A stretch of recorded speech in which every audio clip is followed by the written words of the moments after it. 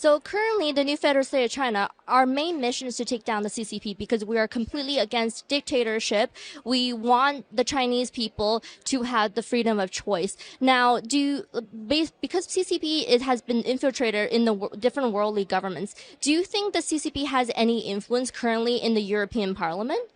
Well, I would be surprised if they hadn't any influence in the EU Parliament.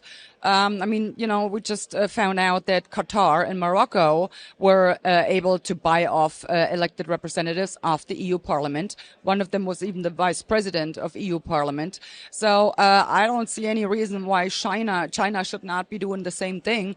And I'm pretty sure there are, even though I do not have any concrete, evidence. I couldn't, come up with any names that might have fallen prey to the lobby organization or this lobbying. But like I said, I would be very surprised if they didn't.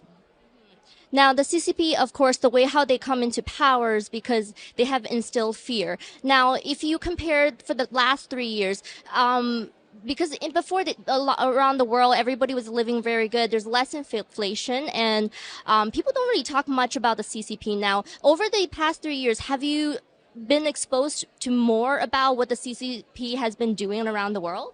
Yes, I actually have been, and it's been quite stunning to actually see that. So up until like 3 years ago, in the Western democracies, it was pretty much clear that China is not a democracy and that it is, in fact, a totalitarian regime that tramples on its own people. That was, everyone pretty much was had that understanding. That changed 3 years ago. And suddenly, all of these elected leaders in the Western democracies, they looked with awe, to the Chinese and how they handled that pandemic.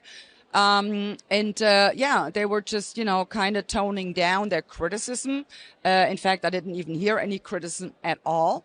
And I was kind of wondering, why would they, especially like last year when these protests flared up in China, our news was full of that. And I was like, why would they show us these pictures? And then it kind of dawned on me as like, okay, they're trying to, keep us at bay. So the people in the Western democracies would actually thank their own governments for imposing restrictions that have been unheard of in Western democracies, and kind of thank them because, well, it's not as bad as it is in China, right? So yeah, it did change. And now the sudden admiration for China. You have, I just toured Canada. You have the Prime Minister Trudeau. He openly admired the Chinese basic dictatorship. Had he said that 5 years ago?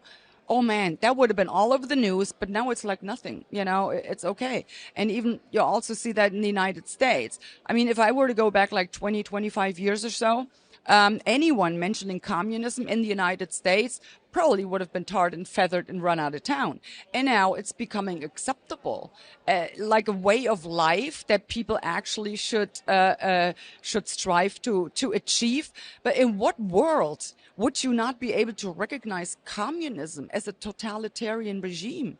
There have been more than ample evidence in the history, but now people don't see it anymore, and it's beyond me.